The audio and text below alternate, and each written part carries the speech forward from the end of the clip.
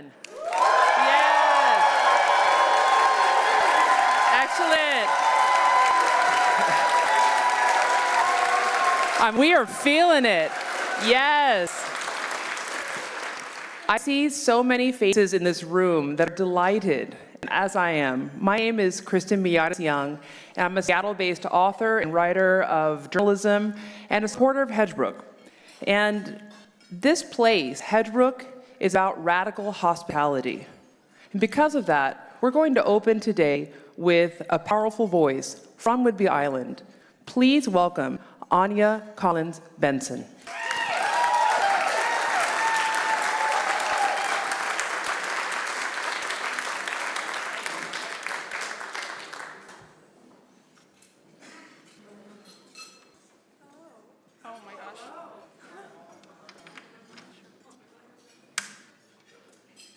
Hello. Oh, there we go. I want to thank Hedgebrook and Kimberly. This first song is called Tea and Scones, and the lyrics are on the table because words are important, and I know you all love words.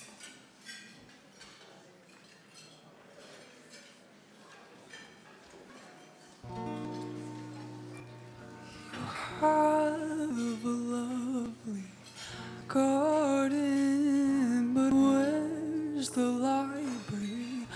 Pardon, the books don't have any other home.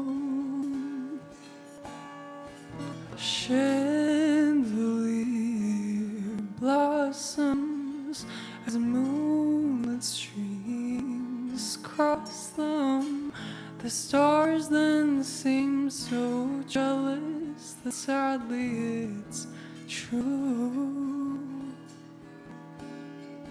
But when the books find shelves of their own, they can gladly say they found their own home. But we'll keep the tea and scones to mourn.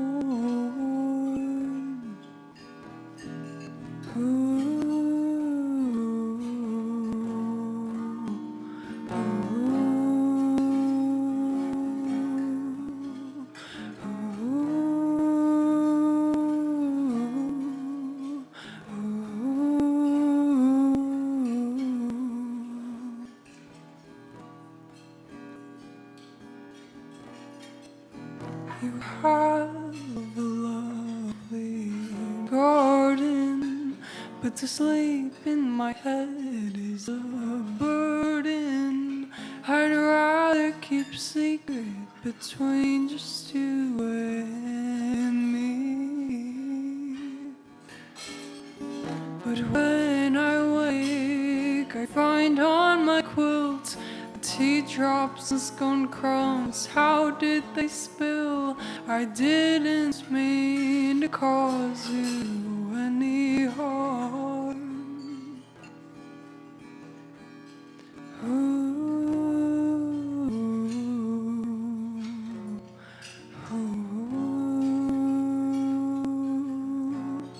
But we'll keep the tea and scones to mourn.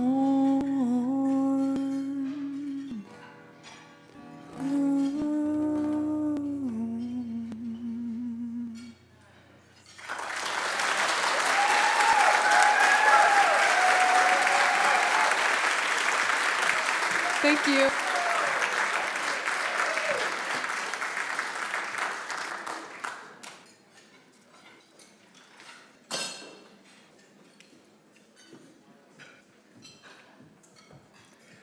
A lot of talent on that island. Anja, that was beautiful. Thank you. Truly. So we're going to hear more from Anja in just a bit, but now, to welcome us all to Equivox 2023 is Hedgebrook's board president, Darshana Shanbag.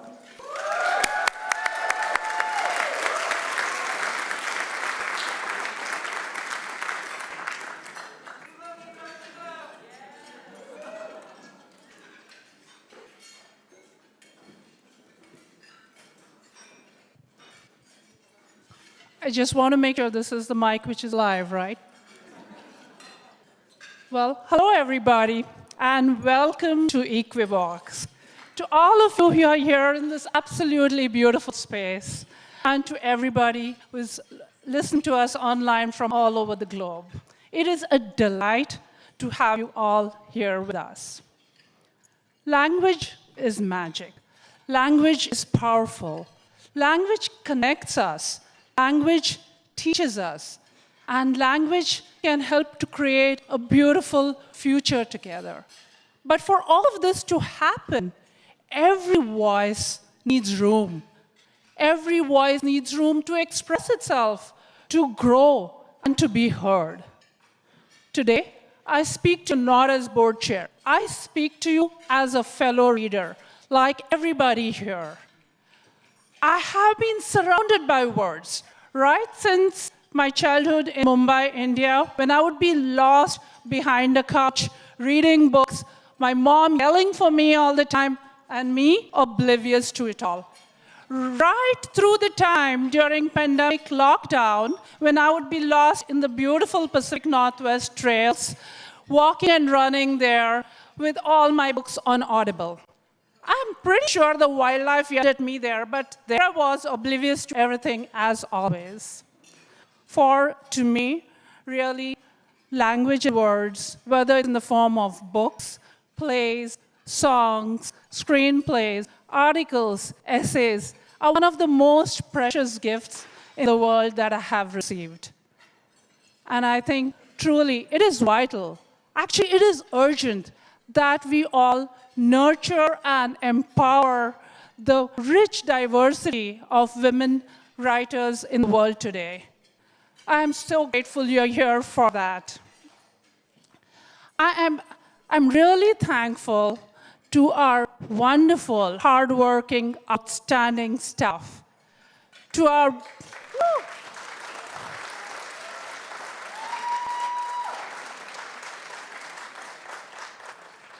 brilliant, passionate board.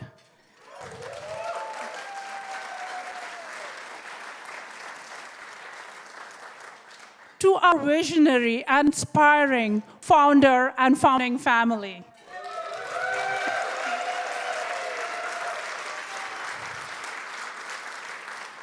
And to all of you, this amazing, warm, wonderful, supportive community.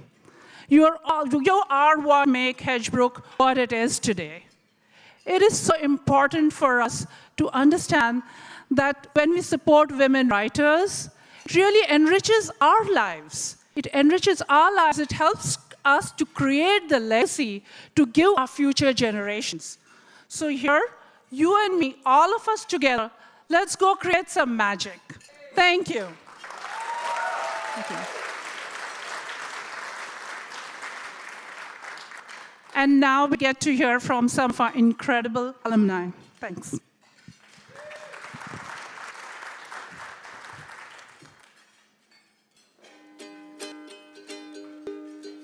I was at Hedgebrook in 2022, staying in Owl Cottage. In 2021, staying in my favorite cottage, Cedar. In 2019, where I stayed in the Fir Cottage. In 2018, in the Waterfall Cottage. And I had the opportunity to stay in Willow Cottage in 1999. I'm authoring change by writing stories about queer BIPOC characters coming of age in cities full of everyday magic. I've authored joy through being a Hedgebrook ambassador, writing across genres, and teaching. I've authored change by creating a sense of belonging, a feeling of being seen among people who live as immigrants in the United States and in other Western countries of the world. I've authored change by writing about the foster care system and things that people don't normally expect to hear about it. By finishing the book that took me 20 years to write, and it's called American Breakdown, Our Ailing Nation, My Body's Revolt, and the 19th Century Woman Who Brought Back to Life. I authored Home for exiled gay and lesbian people in the world. I am authoring gentleness as we write through and explore our collective grief. The time I spent in Fir Cottage and all the surrounding areas on the land gave me everything I needed to author hope, healing, destiny, and even salvation. The women that I met at Hedgebrook, some of them are my best friends, and I can't imagine my life without them, and can't imagine this world without us knowing one another, because we author change in our conversations, author change in the books that we write. And I've got to tell you that of all the things over the years that I have done, the one thing that had the most radical and long-lasting effect on my writing was my stays at Hedgebrook. So I want to say thank you to Nancy Nordoff for the idea and for acting on it, and for all the people who keep Hedgebrook going now and into the future.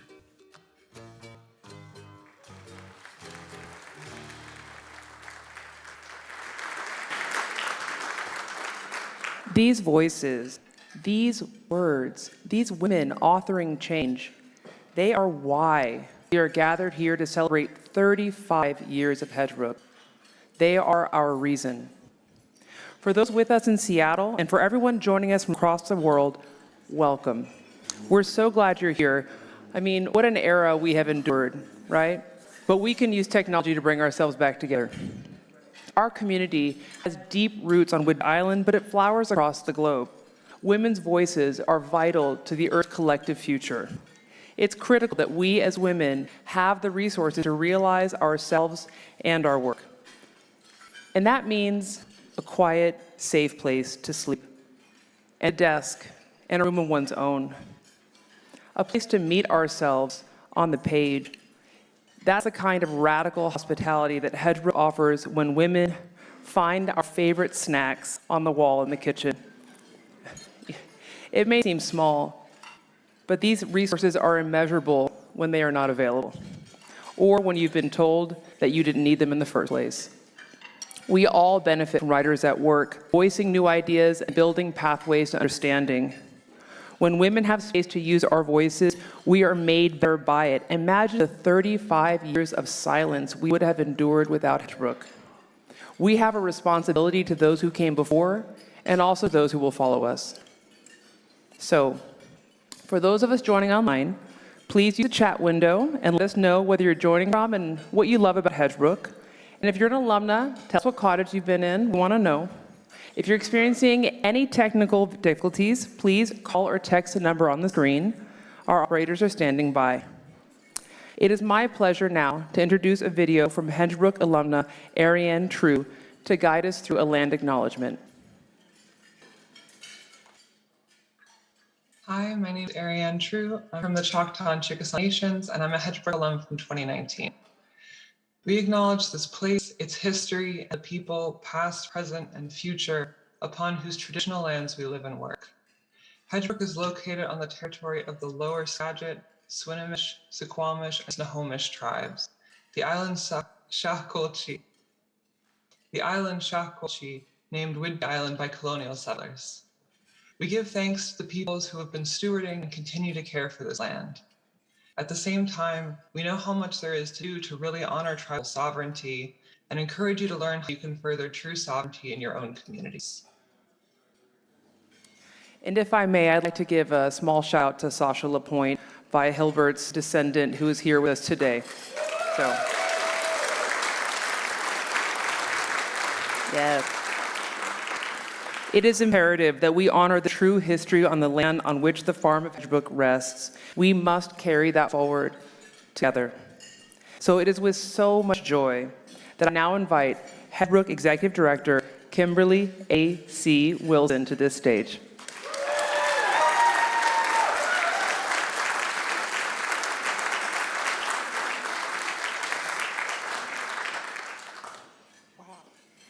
Y'all beautiful. Thank you, Kristen. I'm grateful for all of you joining us online and here in Sodo Park today. I'm so happy to be with you.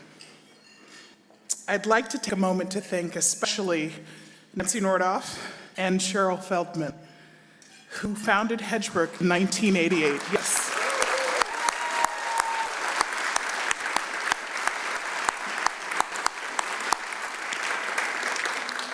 They deserve our recognition and our gratitude and that big round of applause.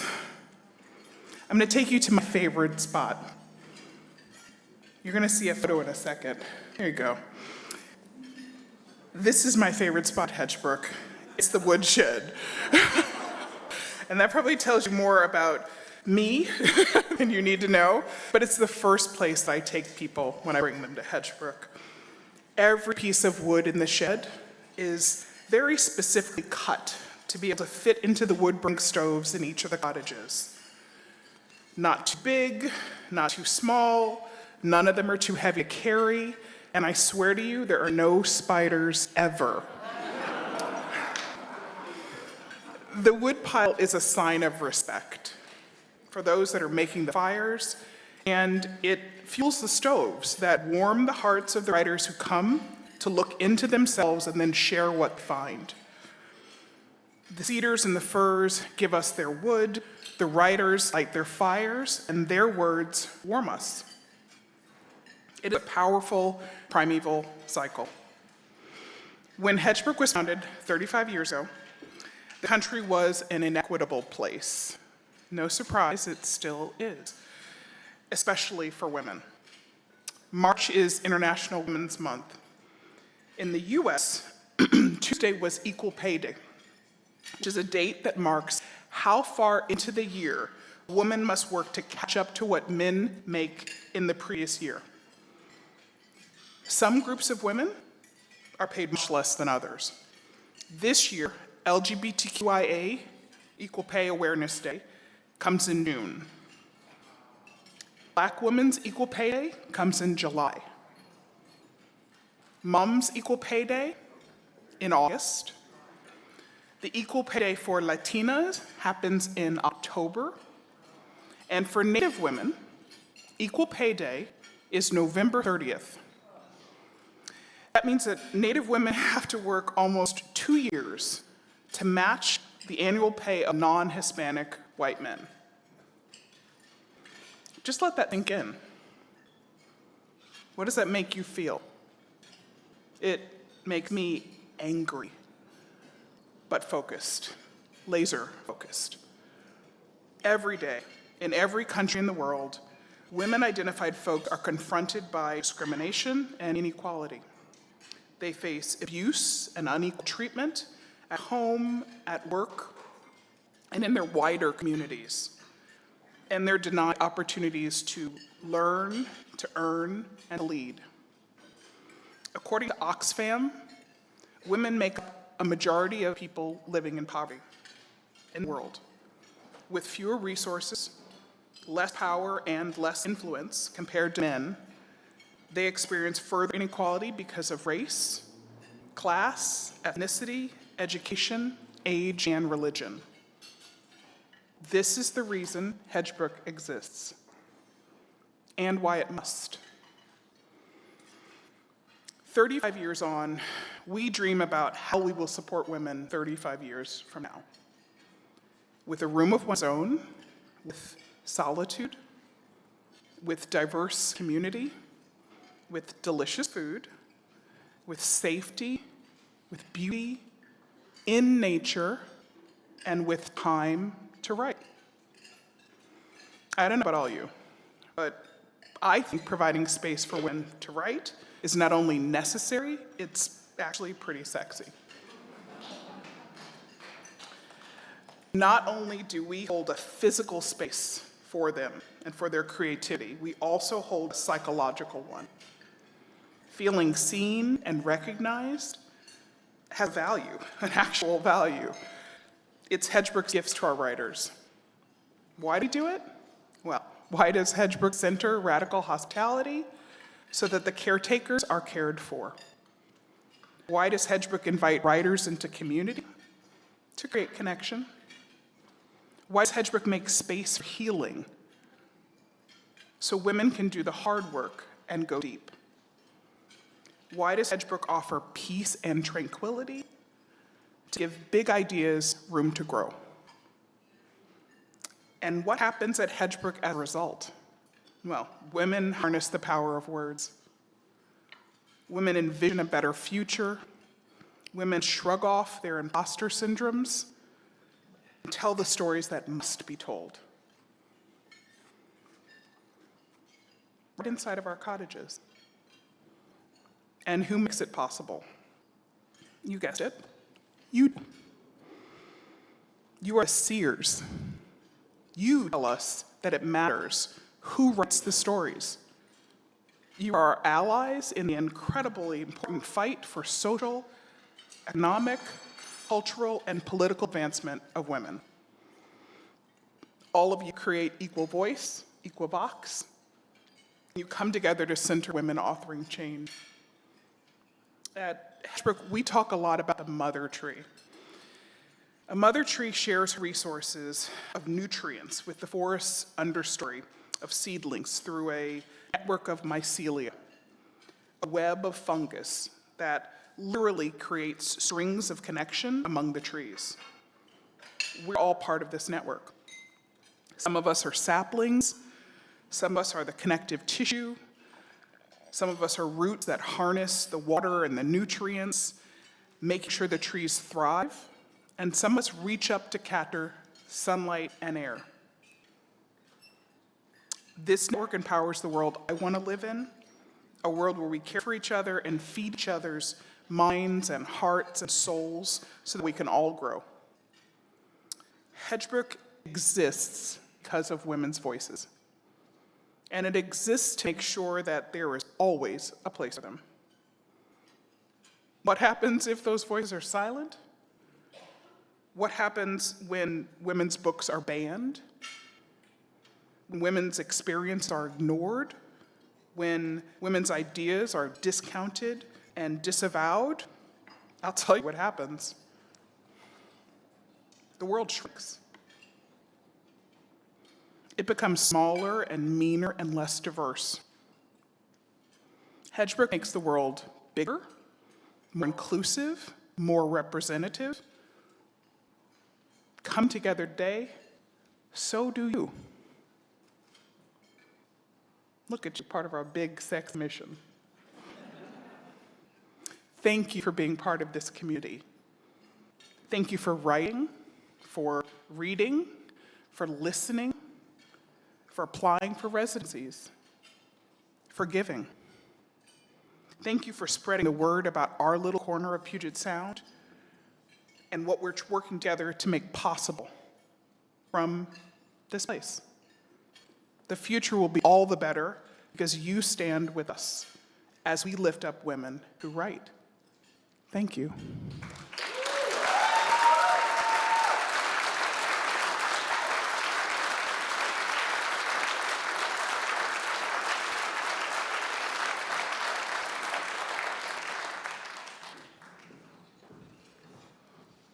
That woman's voice, her vision. I'm so glad that Hedgebrook is in your hands, Kimberly. I really, yes.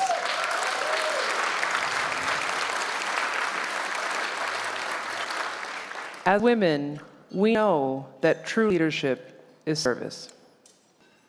Period.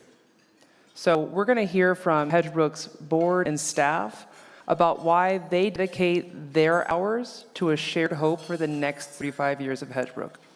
Here we go.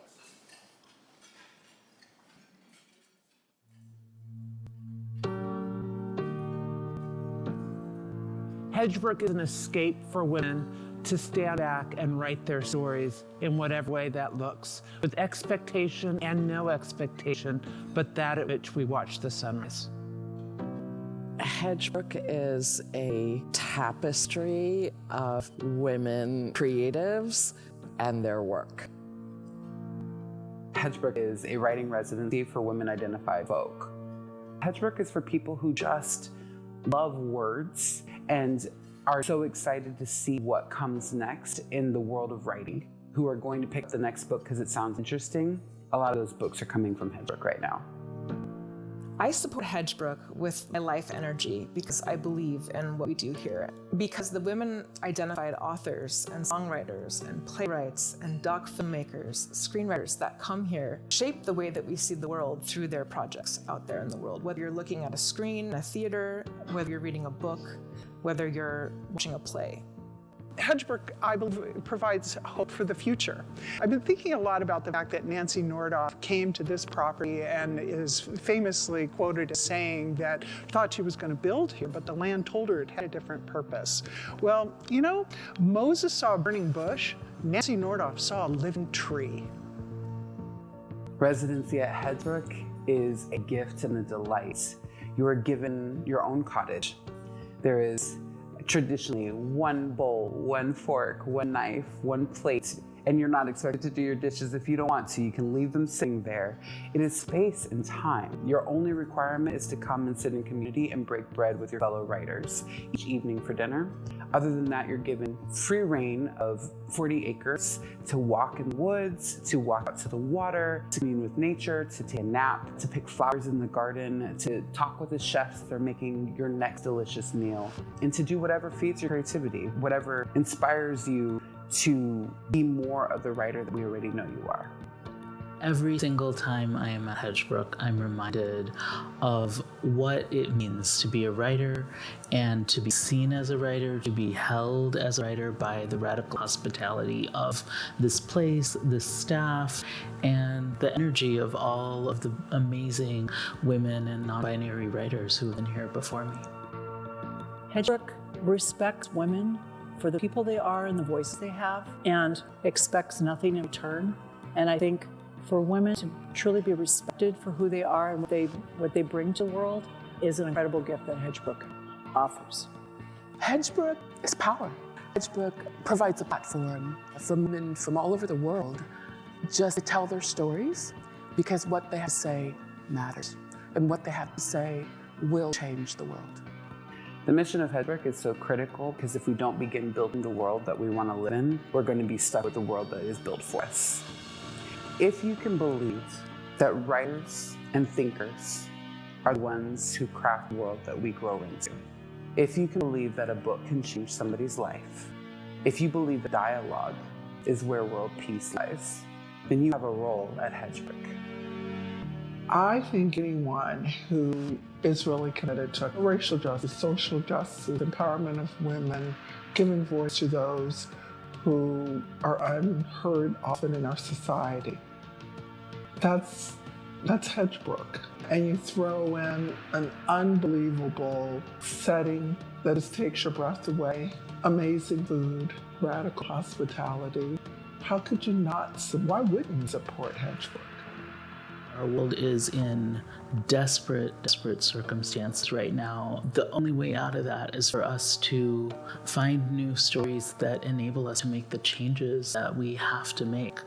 And Hedgebrook is one part of that puzzle, and that shift in the structural silencing of the voices that need to be heard and supported and uplifted. And I'm really eager to see who are the writers that we are all going to need to hear and follow and listen to help us out of the cultural morass that we have led ourselves to.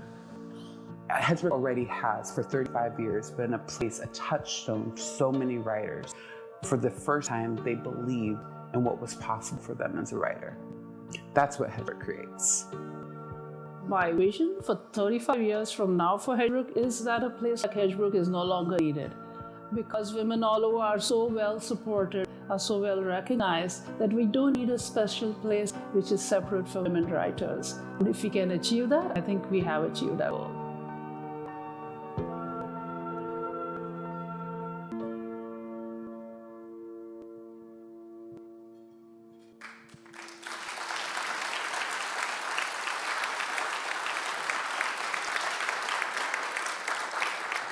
Radical transformation will require our collective resources. So I'm going to welcome our fundraising host, Kelly Russell, to guide us through that effort.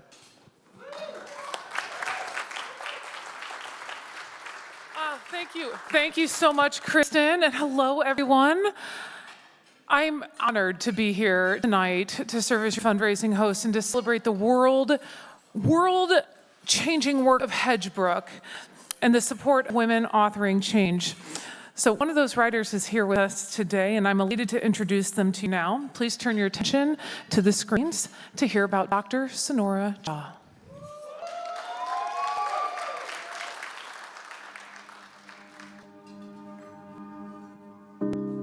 This is where I am able to go really deep. I'm able to imagine. I'm able to be most myself, just feel like this part of me that connects my imagination with my lived experience, with my fierceness, with me being authentically myself, no game face on. That is something I only find here. I became a writer because of Hedgebrook. I'm a professor of journalism at Seattle University, and I applied for this residency back in 2009 when I was trying to figure out if I wanted to write a novel instead of an academic paper out of this research that I'd been doing. And I thought, there's no way I'm a fiction writer, right? And I sent an application to Hedgebrook, and then I got an email back that said, congratulations, you have a residency, and we welcome you to Hedgebrook. And I couldn't believe it. My first book, Foreign, that was published in 2013. And then I came back here and I wrote huge parts of my memoir, How to Raise a Feminist Son, and beautiful things, magical things happened. And then I wrote a third book here because I've been fortunate enough to come back a few times as an alumna. And that had to do in total quiet and kind of confidence that I get when I'm in a Hedgebrook cottage where I'm like, okay, I'm this writer and I get to make this man up from thin air. That happened at Hedgebrook, the laughter. Women have authored change. We've changed the world. We've marched in the streets because of something we read. We've marched in the streets because of the lines of Audre Lorde and Gloria Steinem. And then you bring it down to, well, it takes a whole community, it takes a whole lot of work to keep a place like this going, to keep those fires burning, the literal fires that we light in the cottages. So I'll never know who the donors were, who gave money. I hope they know that some part of what they're reading in the books that come out from alumna at Hedgebrook, they did some part of that. They helped a sort of paragraph here and there, or the conclusion of the novel, that somehow they're part of that book. They're part of that change. They're part of why people are marching in the streets and what's going on in the world. Hedgebrook is a place where you feel, to me, it felt safer than even my mother's home. And that kind of safety, that kind of solidarity with yourself and with other women, and the silence in which you can catch up with your life, all of that, I think, is just such a radical and quiet thing for women, for their lives and for their writing. We are at the dinner table, 6, 7 women from across the world. That's where it really happens for me. Talking about the lives, talking about the struggles, the triumphs, the amazing solidarity that develops between these women writers. All of that is such an important piece. It's an emotional connection that we form with one another, but also the deepest thing is that then you go back to your cottage. You put your dinner and everything into your basket and you say goodnight, and you walk with these women in the dark and you say, you're safe, you're going back to your cottage, and everyone goes back. And then it all sinks in. And for me, what I have realized is that women are not just authoring change here, changing the world with their writing, they're also authoring themselves. And for me, that, I have to tear up when I talk about it, because I do believe that I authored myself, my life, my imagination, my way of being in the world, the life decisions that I've made, all because of the solitude that I had, where you're able to really be yourself and think about things and not think about things, and the community that I had here. So there's something so magical that I was able to author my own life here.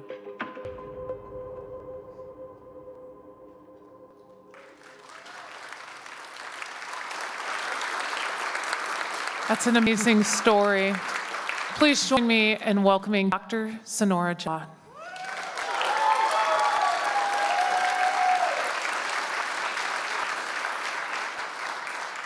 Thank you so much. It's the first time I'm seeing that video, so it's so strange to be sitting and watching that. But truly, truly, Nancy, thank you for having the vision. And I am the writer I am today because of Hedgebrook, because Hedgebrook believed in me and told me that I could have this voice that was going to be my journey. My voice is my journey, both personal and professional. And so everything you watched and everything you've witnessed so far is so, so true. And I know other alumni here are tearing up because of our experiences and memories that we have of Hedgebrook. So we want this for the next 35 years for women writers. We want this. So please join me in digging deep and supporting the next 35 years of women authors in the world and Hedgebrook's beautiful, sexy mission. Yes. Thank you so much. Thank you so much, Dr. Nora Jha. Friends, we have folks that are joining us worldwide today, this afternoon. I'm going to do my best to recognize each gift, and I will do my very best with each of your names, so please forgive me in advance if I mispronounce anyone giving online. We are going to kick off our fundraising with a gift of $25,000. Is there anyone out there that would like to make a gift today of $25,000? Anyone in the room today? 25,000. Look at that. Without hesitation. Bidder number 101. Oh, there's an announcement. Yes, Darshana. You're going to give 35 for 35 years. Darshana Shanbag, everyone. Darshana, thank you. Kicking us off at 35,000. Thank you so much, Darshan. That's amazing. Does anyone else want to give $35,000? Anyone online at home? All right. Thank you so much. And I want to ask, is there anyone else out there that wants to make a gift of $25,000? There may be someone who is really interested in supporting this work at $25,000. Are there other gifts at $25,000? Anyone else in the room today at $25,000? Or anyone at home that would like to make a gift as well? Let us know.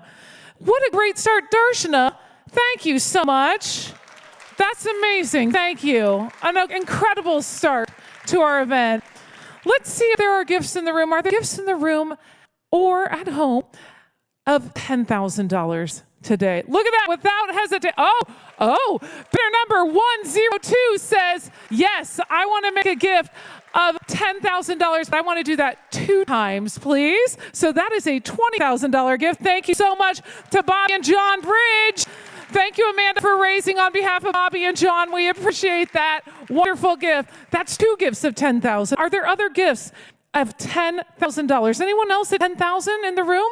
Anyone else at $10,000? It's really easy. Just lift that bid card really high in the air. Anyone else at $10,000? Well, I'm really excited. Look at this. This is amazing. Online, we have Nancy Zevenberger giving $10,000. Michelle Alam giving $10,000. There's an anonymous donor at home. Thank you to whomever you are making a gift of $10,000. That is incredible. And Carolyn Reed is also making a gift of $10,000. We thank you so very much for your generosity at home. Is there anyone else that would like to join all these incredible donors at $10,000? Anyone else at $10,000 today? Anyone else at $10,000? I don't want to miss anyone.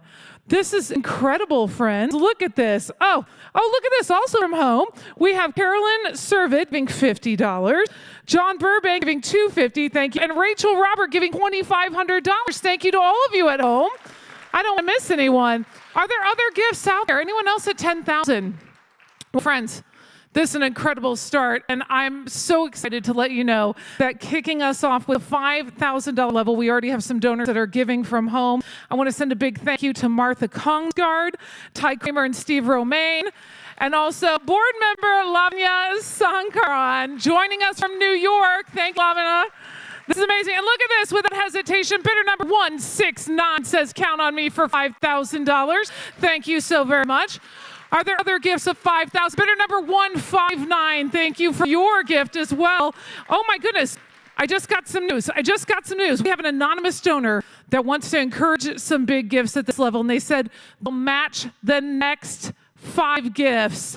Ooh, next 5 gifts of $5,000. So friends, we need 5 hands in the air. Can we do it? Look at this, bidder number 199, thank you for your $5,000 gift.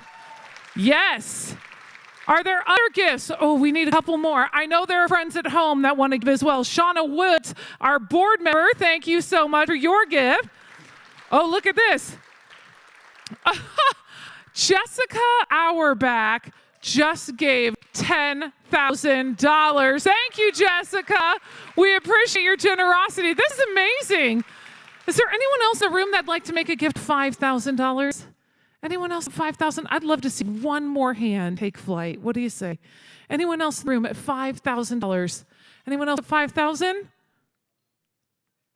Just checking. All right. Well, thank you all so much. Incredible. That right there is an amazing matching donation of $25,000. So a big thank you to all of our wonderful, wonderful donors at that level.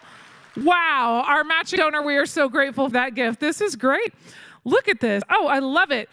And I got another message. This is fun. I keep getting these messages. Board member Shauna Woods giving $5,000. Thank you, Shauna, for that incredible gift. Raquel Harris at $250. Thank you for your gift as well. This is great. Wow. The generosity is amazing. Thank you all so much. Let's continue the giving with gifts of $2,500. I'd like to see a lot of hands in the air. And look at this. Joining us from Mexico. Oh, my goodness. It is Mark Holloway and David Call. They are kicking us off at $2,500 in hopes of some hands being raised in the room. Do we have some friends? Bidder number 138, thank you so much for your $2,500 gift. This is incredible. This is so incredible. Are there other gifts of $2,500? Anyone else today at $2,500? Anyone else today at $2,500? Do we see some online? Look at this. John Glenn Haber making a gift.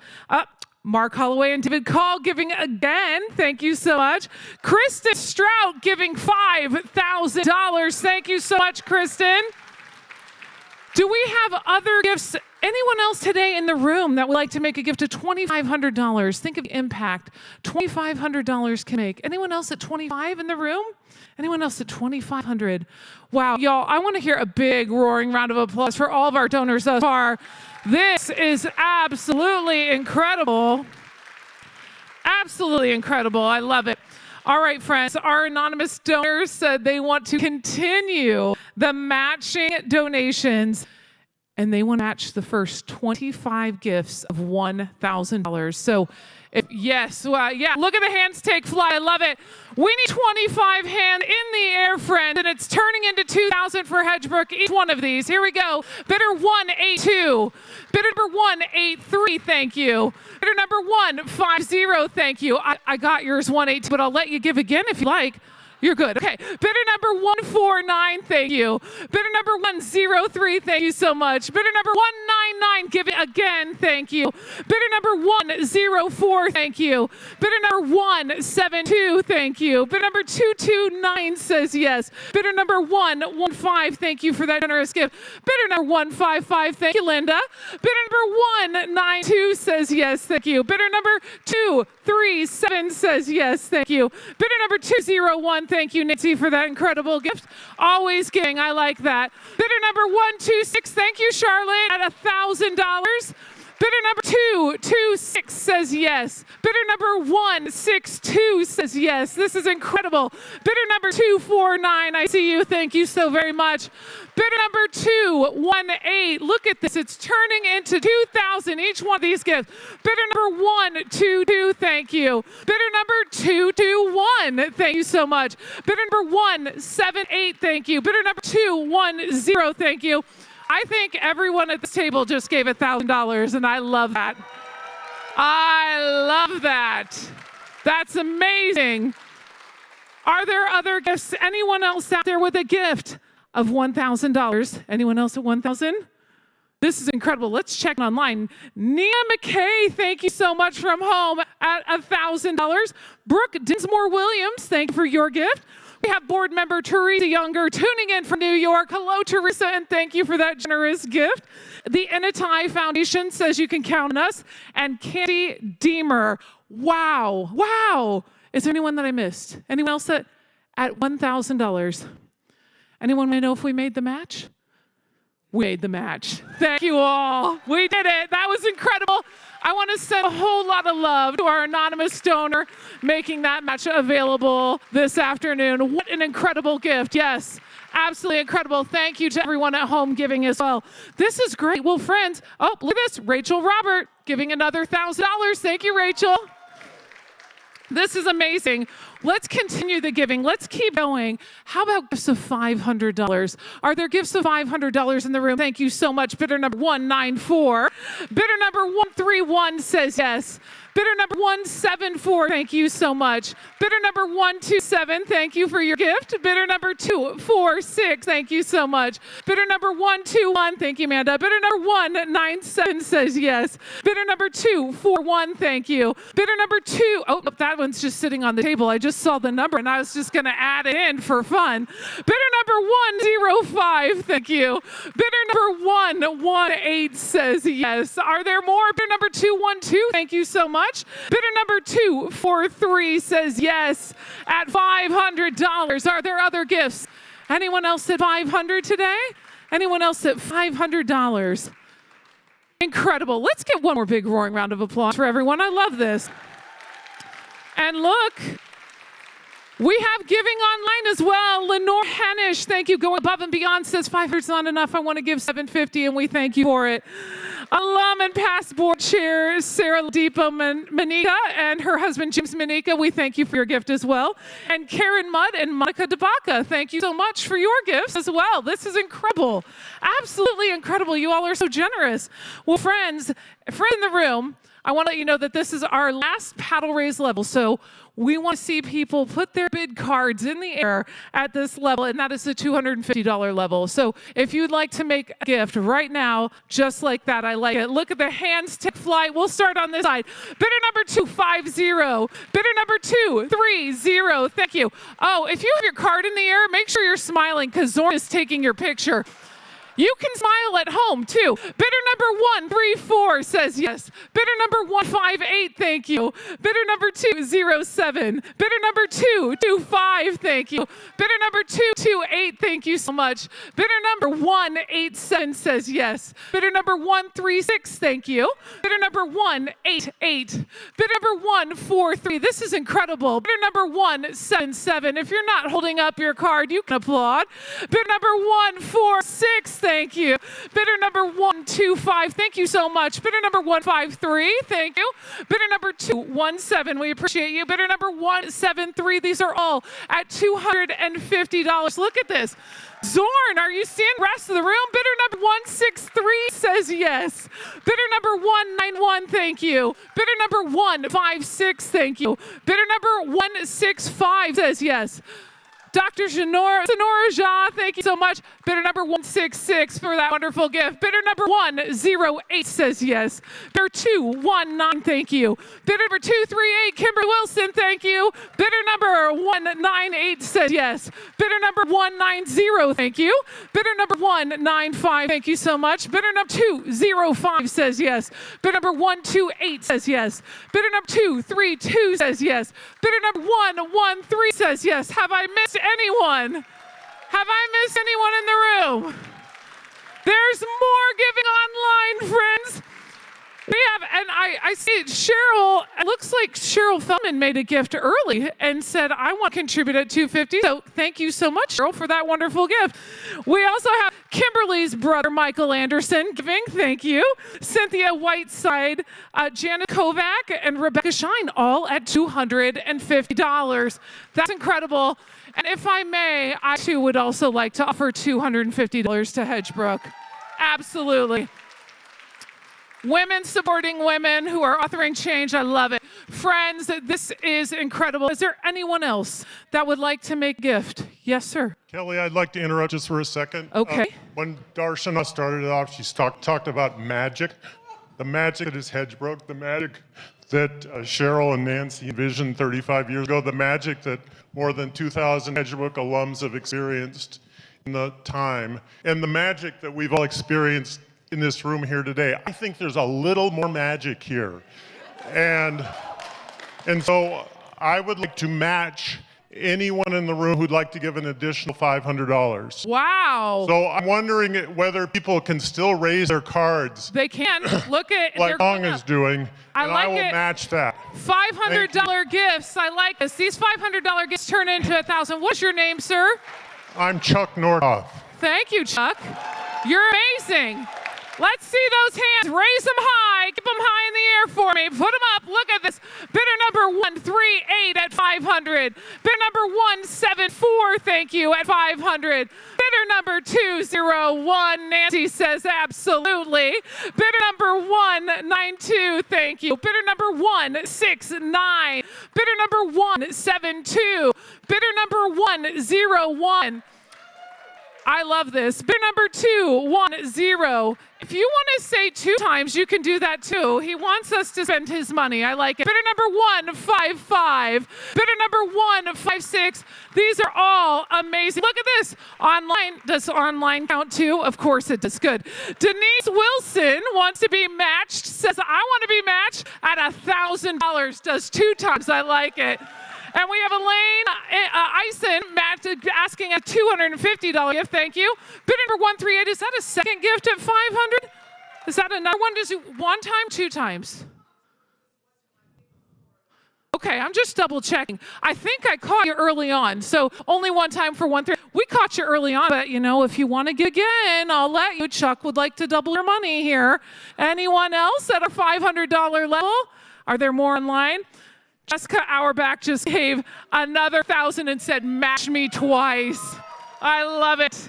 I love it. Thank you to all of our wonderful, wonderful donors. I heard you. You said, thank you, thank you, thank you, Chuck. Thank you for your generosity and that wonderful match. This is incredible. Thank you all so very much. This is great. Now, I do have one last special level that I want to point out. Hedgebrook has been sharing radical hospitality for 35 years. And that is only possible with the help of each and every one of you here. So as we reach the end of our giving, I have a special invitation. I'd like to ask you all to become a part of the radical hospitality at Hedgebrook by joining the monthly donor program that supports cottage care. It's called the Cedar Deep Circle. Your monthly giving of any amount, whatever amount you'd like to make, takes care of the beloved cottages Hedgebrook riders stay in. So let me share with you all how this works, and for our friends at home as well. If you're at home, just click that button above, right above me, and scroll down to the giving page. Now, if you're in the room here with me tonight, I want you to pick up your phone. We're allowing you to get your phones out right now. Everyone grab them. Grab your phone, pull your phone out right now. And I want you to text the word Hedgebrook, one word, right? The number 44321. So text Hedgebrook to 44321. This will give you a giving link, and I want you to click that link. They're going to send you a link back, and click that link, and I want you to double check at the top that it says Equivox. All right? Yes, the number is 44321, and you're going to send the message Hedgebrook. And when you get that invitation back, when you get that link back, I want you to open that link, make sure it says Equivox at the top, and then once you're there, enter your preferred amount and select monthly gift instead of the one-time gift, and you will officially become a member of the Cedar Deep Circle. Now, here's the exciting part. I'm really excited about this. The cost of maintaining a cottage is $5,000 per month. So we have a number of donors that have committed to matching your gifts. So as you take a look at that giving link and decide how much you want to give monthly, let me share with you that we already have 2 donors who are already joining us today as Cedar Deep Circle members. And that's Chelsea Romberg, who said, put me down for $50 a month. And Roxanne Kroon-Shepard says, I'm in for $100 a month. I love it. This is incredible. So I want to show you a quick example. Let's say you want to join with the $35 gift monthly for the 35th anniversary. We're going to combine that. We did some quick math, the 143 other gifts, and other donors are doing this each month. So collectively, that's $5,000 a month, and it's going to be matched for our cottages. Now, for those of you who know, these aren't just any cottages. These are 6 handcrafted cottages and designed by Chuck Doherty, who worked with the Amish in Pennsylvania and is also the son of co-founder Cheryl Feldman. So these are some pretty amazing cottages. I think you might agree with me. Don't you agree, Cheryl? They're pretty amazing. They're outstanding, yes. And everyone to join the Cedar Deep Circle, correct? Absolutely. She said absolutely. Yes, everyone should do. So everyone, please join that Cedar Deep Circle and become a part of the radical hospitality that is Hedgebrook. All right. I want to give a big round of applause again to Chelsea and Roxanne, who have kicked us off at this level. And look at this, Abigail Carter is in for $250. Ann Gillespie is in for $250. Alishba Johnson at $25. Thank you so much. William Hensler at $25. Mary Gagliardi. I hope I said that right. We have Satu Muldrow at $35.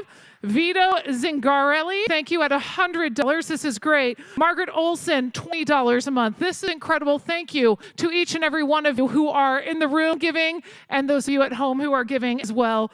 And as you continue to give and join the Cedar Deep Circle, we're going to move back to our program and check back later on additional gifts. I would love to hear one more roaring round of applause for all the generosity here this afternoon. Thank you all so very much. Kristen, I'm going to turn it back to you.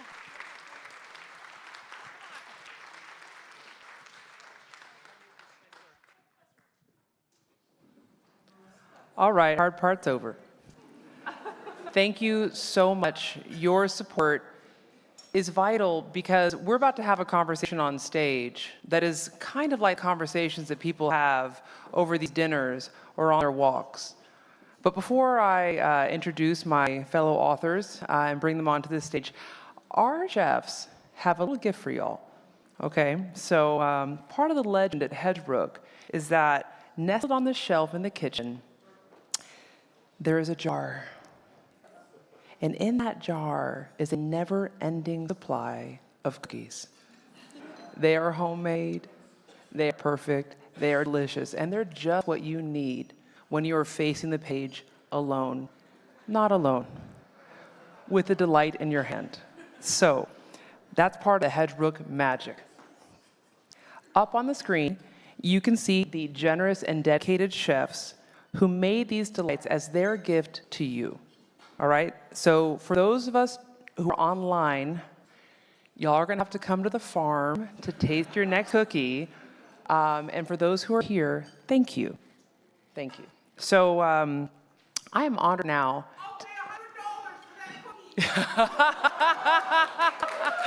Yes. 247. Yes, power of the cookie. Thank you. So I'm honored to introduce my fellow authors, Casey Parks and Putsata Reang, who are going to join me in conversation. Come on up, y'all. So yes. Casey is a reporter for the Washington Post who covers gender and family issues. A former Spencer Fellow at Columbia University, Casey was most recently awarded the 2021 J. Anthony Lucas Work in Progress Award for her memoir, Diary of a Misfit.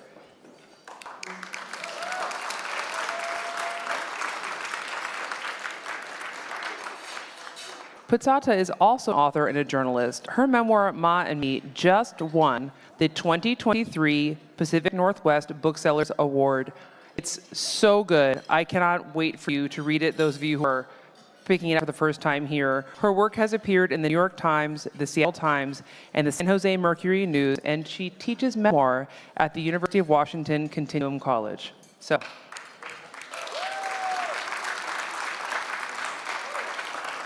And I am delighted to moderate this conversation as an author and a journalist. Again, my name is Kristen Millares Young.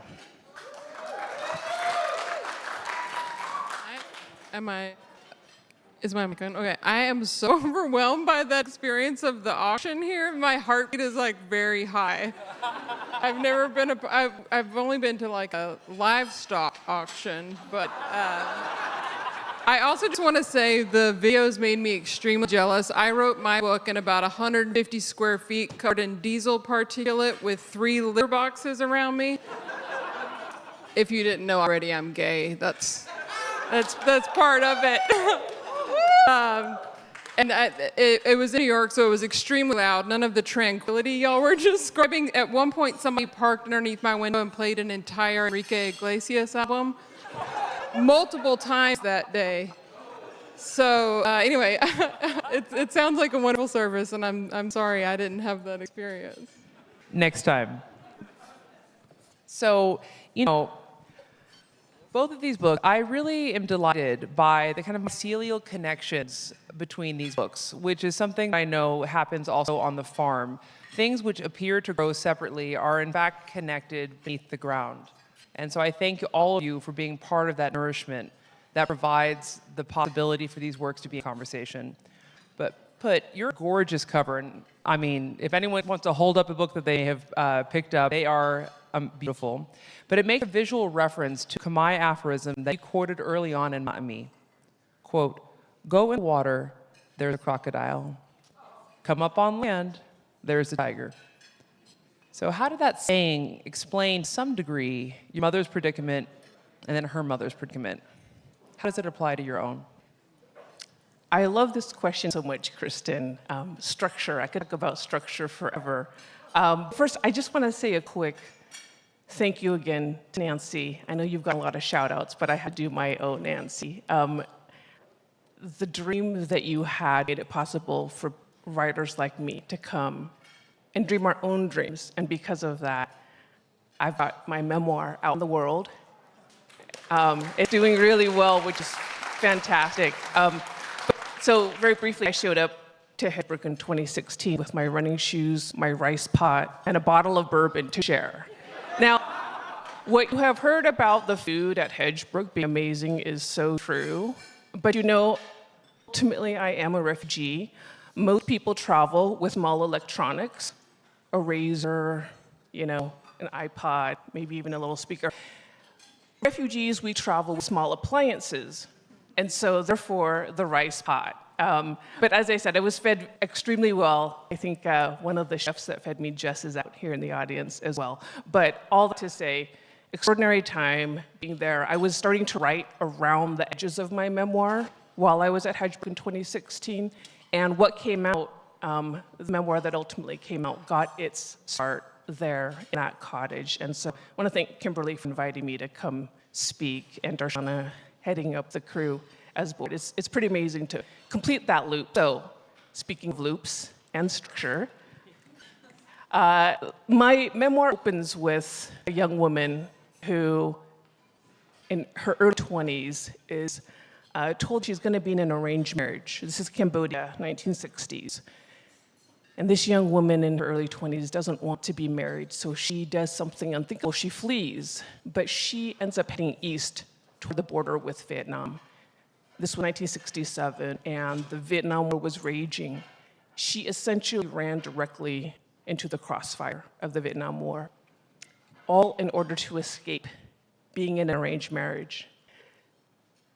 On the other side of the book, the story ends with another marriage in another place, many, many miles away, in another time, a young woman, actually middle-aged, in her early 40s. And that middle-aged young woman gets caught in her own crossfire, which is a war that she makes with her mother because she decides to marry another woman. Of course, that was me. And so this idea of which is the saying, go in the water, there's the crocodile, come up on land, there's the tiger. It serves as this sort of very easy container and frame in which to tell my story, because ultimately, I think the central inquiry that I try to answer in my book is, do we have courage to claim our selfhood? My mother, of course, tried to claim hers, but war got in the way. I successfully claimed mine because I live in America, and the year before my wife and I decided to get married, gay marriage became legal in our country. And in between our two stories is a story of my maternal grandmother, who died in her early 20s, or excuse me, early 40s, which was the same age I was when I got married. And it's just this idea of, can we be brave enough to live our true lives and our true selves? And that is why she's on the stage, people. Okay? The patter's on point. All right. Thank you. Casey. Why are you so far back? I know, you're limelight. Oh, Limelight. I'm not comfortable with that. Casey, you lived this story, right? You lived it. You worked it, you reported it, you recorded it, you made it real for readers with decades of investigation and revision and rethinking. I mean, Diary of a Misfit belongs to you. right? But at the same time, there's your mother, right? And there's the community on Hell Street in Delhi, and there's Roy. And I know because of the framing of this book how incredibly ethical you are. So how did you wrangle yourself to give yourself permission to tell the story that is contained within Diary of a Misfit? I'm not sure I did ever give myself permission. I just tried not to pay attention, I think, to myself or to thinking that anyone would ever read it. For those of y'all who don't know, my book takes place in rural Louisiana, and essentially 20 or so years ago, after I came out of the closet, my pastor asked God to kill me. Like he said, save her and take her. The idea is I would ask forgiveness and die immediately so I could go to heaven. And my mother told me that thinking of me made her want to throw up.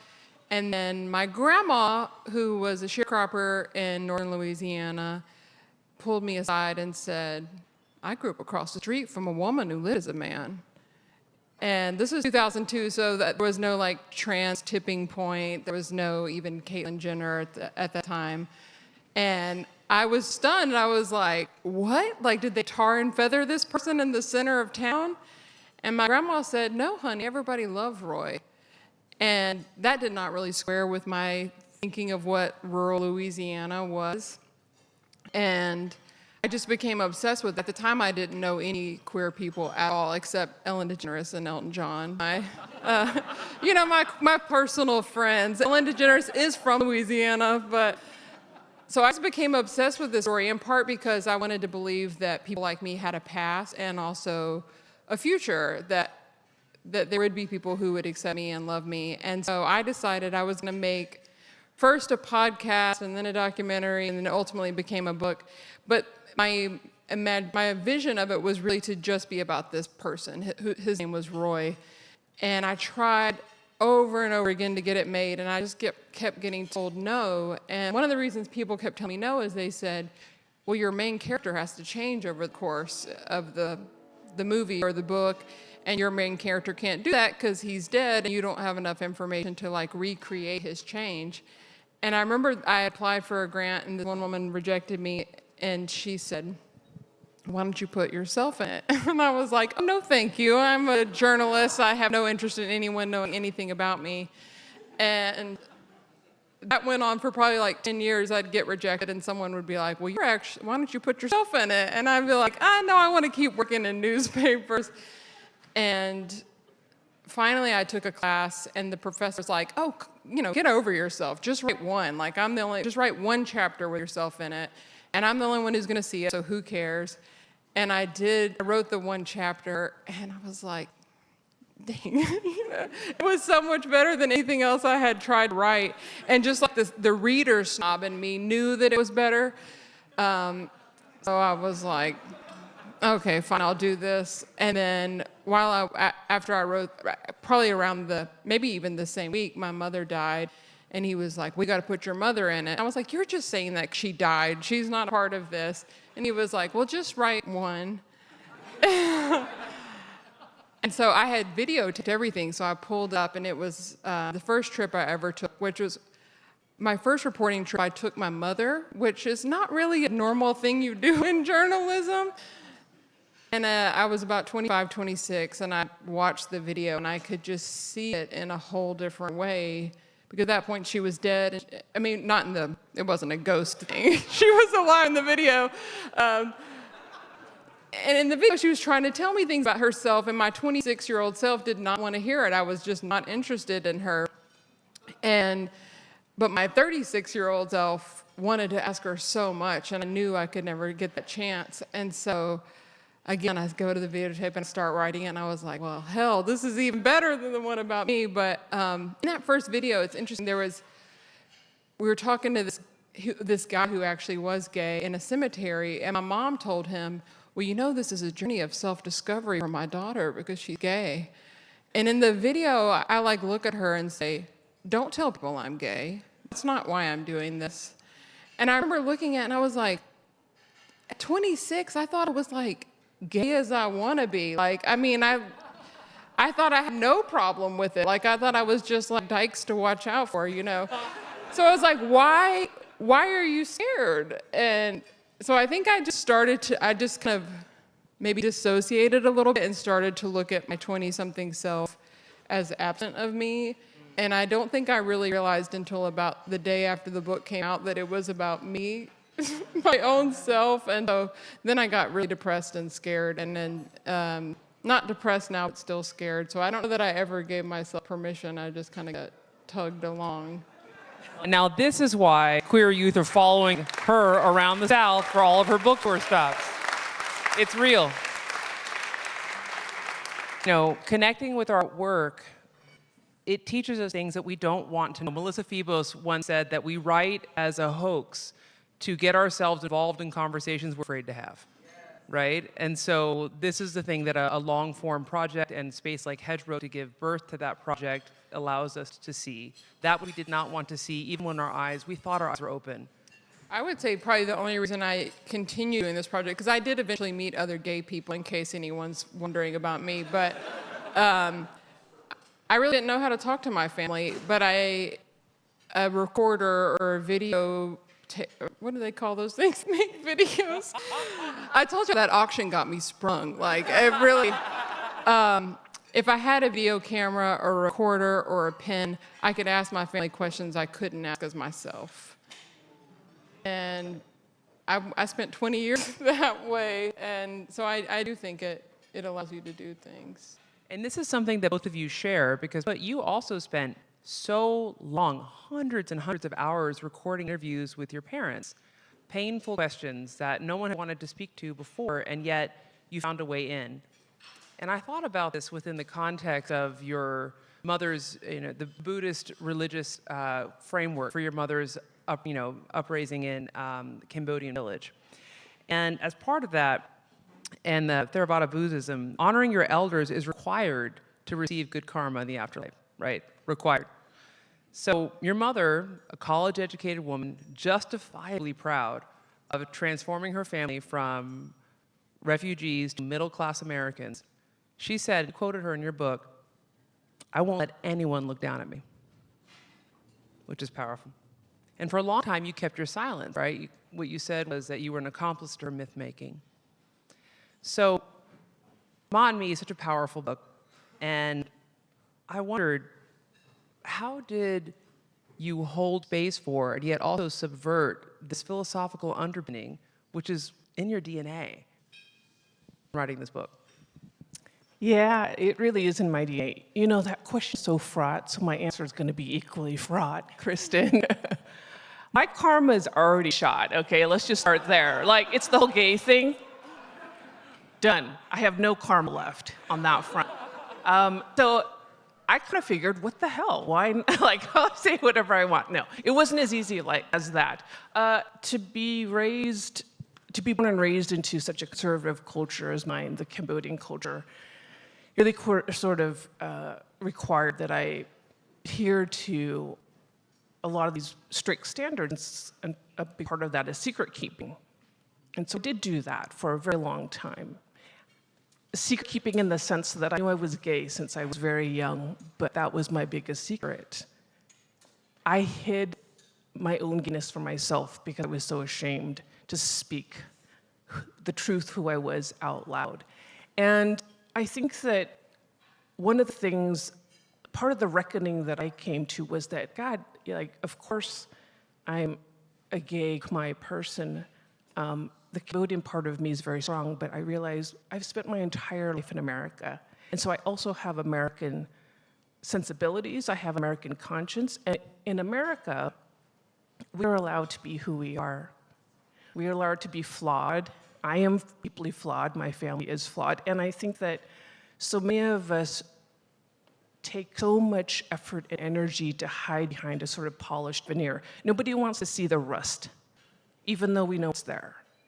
And I think that if I've learned anything in terms of writing this book is that two things can be true at once. I can still maintain a very deep fidelity to my culture, but I also have to honor the American side of me, which says, no, you can be who you are, and you can say out loud who you are. And that's fine also, and you'll be accepted also. But I will say it's a very fine line between the two. Now let me go back to the mycelial connections, because yesterday, Put texted me a photo of Khmer ribs, and I was like, I grew up in the South too, and I was like, those look good, okay? So what we cannot see does connect us, and I'm so grateful that all of you are here to bear witness to the connections.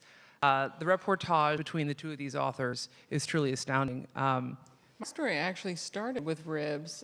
I wound up cutting it out, but the initial beginning, the way this all started is after I'd come out and all the pastor praying I would die stuff happened, I went home to try to prove I wasn't evil, and on 4th of July, everything kind of came to a head, and we were eating ribs, and my uncle was like staring at me over the meat, and just looked at me all of a sudden, have you ever heard of Sodom and Gomorrah?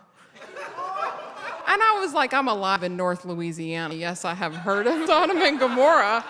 And he said God destroyed a whole nation to get rid of homosexuality. What makes you think he wouldn't destroy you? And my mom wound up running to the bathroom, and then the first started to cry, and that's where the book picks up. Okay, but can I ask, were those ribs pretty damn good? Well, I was a new lesbian, so I was vegetarian.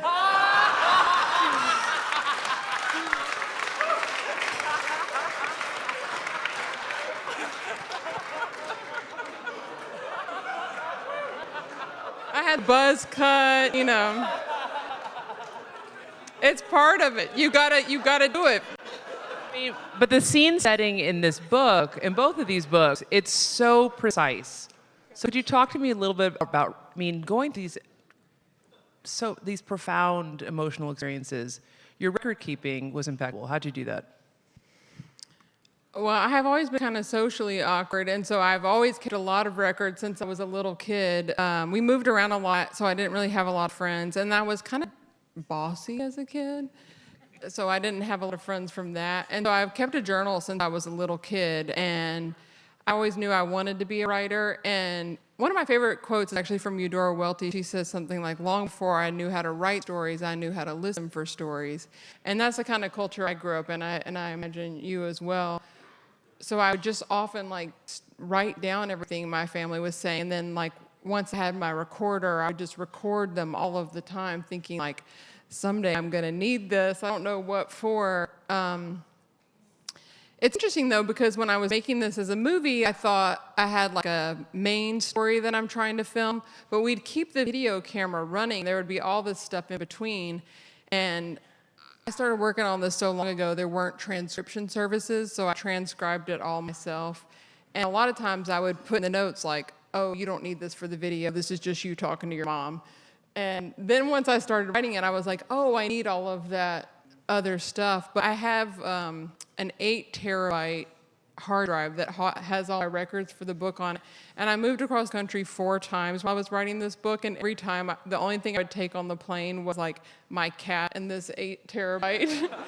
So it would just be these are my 2 most precious things that I can't lose ever. And there was a fire alarm once, and I took the hard drive out with me. I was like, I worked too long, I'm not losing this. Goodbye, kitty. Yeah, sorry.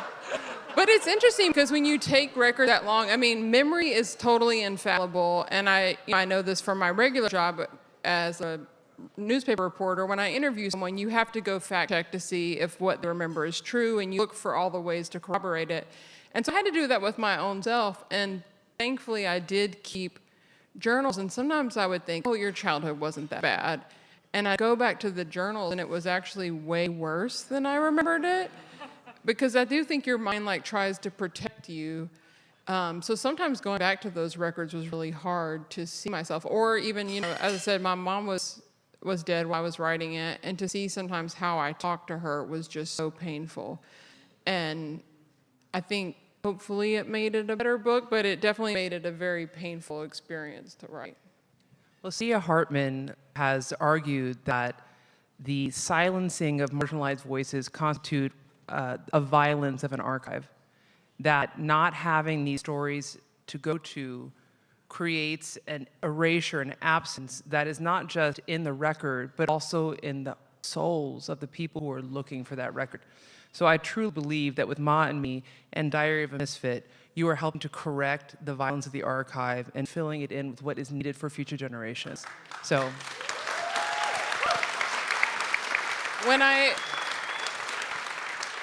When my grandma first told me this story, I imagined I would go, she told me there was a kidnapping mystery. I won't go too deep into it, but I thought I would just go to the local library, like load a spool of microfiche, and there would be like an article that laid it all out. That's like, here's the facts, Casey Parks. But it turns out newspapers back then were really about which white person visited, what rich white person visited another rich white person, and there were no poor people, no people of color anywhere in the newspaper whatsoever unless they happened to either have actually committed a crime or had been accused of one.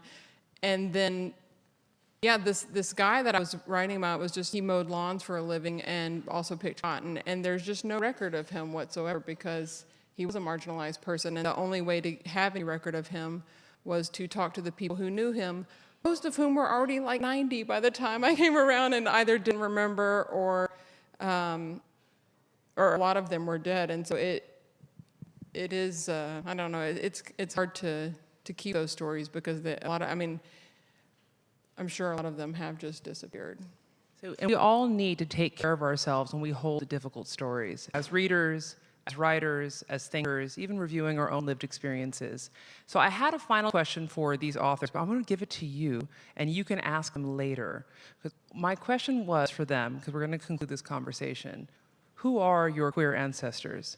But I would like to now introduce you to two queer ancestors, Casey Parks and Putsata Reang, because they are doing this work for the future. And thank you all for being here today.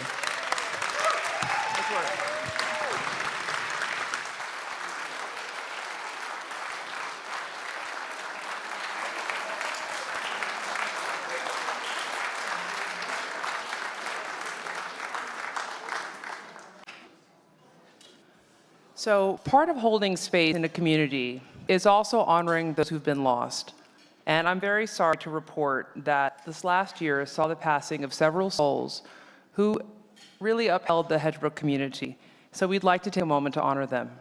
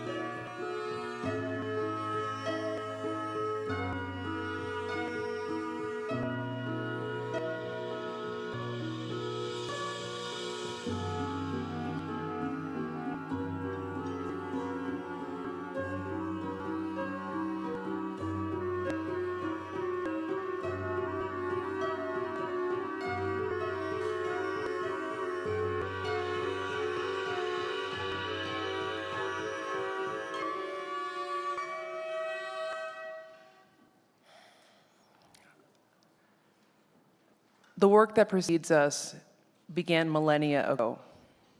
And watching their bright eyes, right, seeing their shining faces, the hopes that they had continue with you here today. So I'm so grateful that you're here.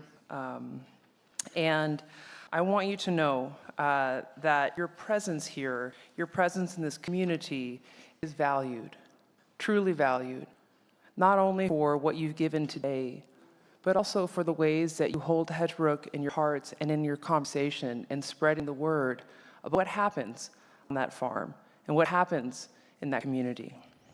So you may know that there are several benches and trees at Hedgebrook that were established in memory of loved ones.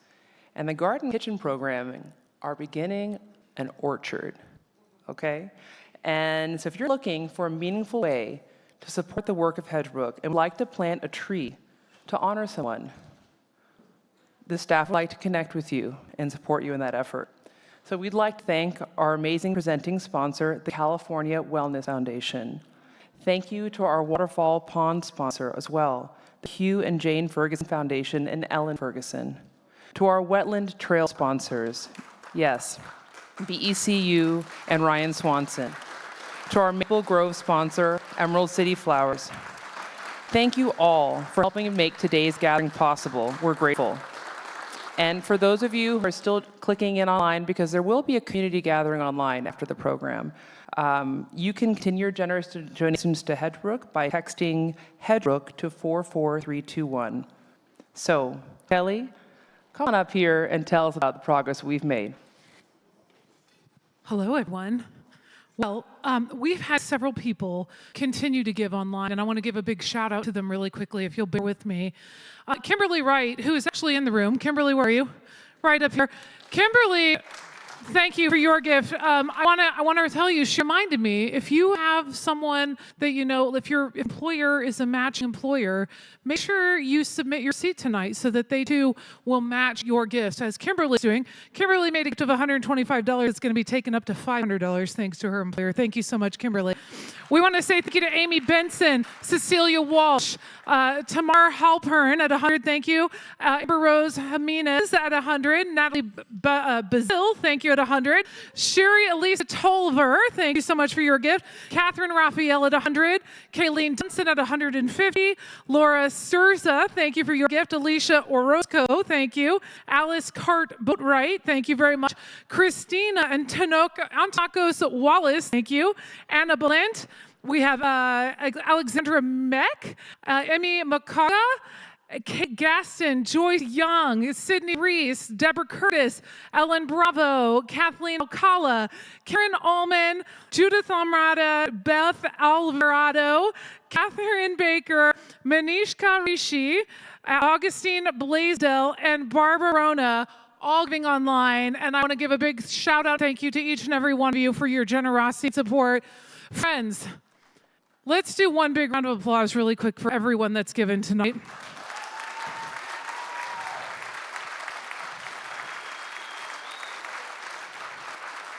And I am delighted and honored to let you all know that thanks to all of our donors in the room, all of our friends online, and our silent auction bidders, a big thank you goes out to you all today because you helped us raise $362,713 today.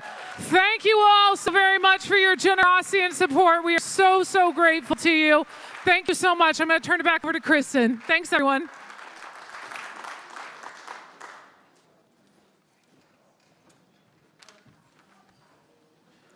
So we're very excited to have Samantha Thornhill joining us live from Trinidad to read her poem on becoming. Unfortunately, she's had a power outage.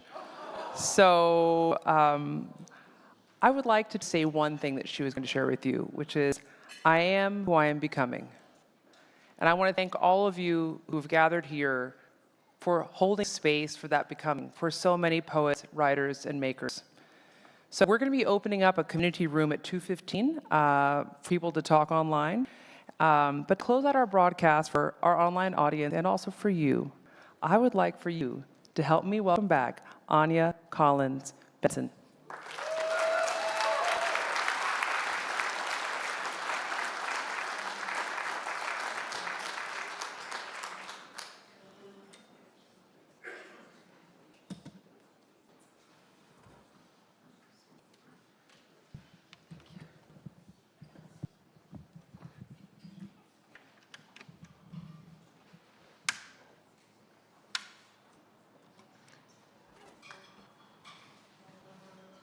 Thank you all again. This song is called Moss Boy, and the lyrics are again on your table. I grew up with a family, not knowing of rules. The woods were my heartland, and before I knew, I would sing that I'm divine to the birds in the sunshine. But Moss Boy never left my side. All the rules that we'd abide. Take me to Neverland. I'd be your right hand man. I'll fly until we both can stand. Wish for Neverland. Wish for Neverland.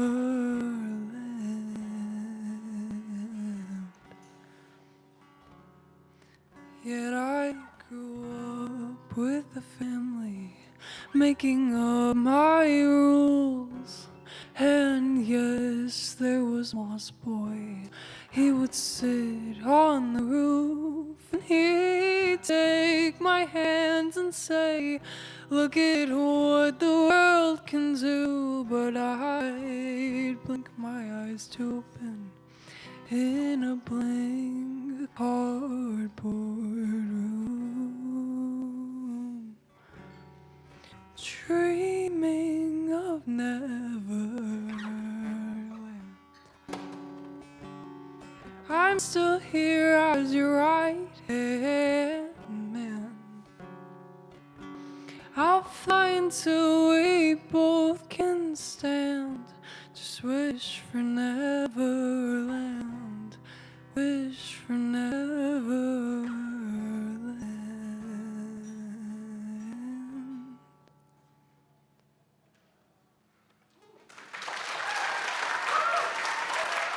Thank you.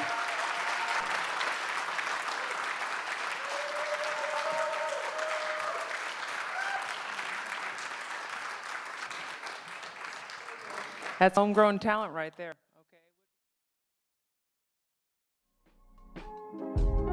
Okay.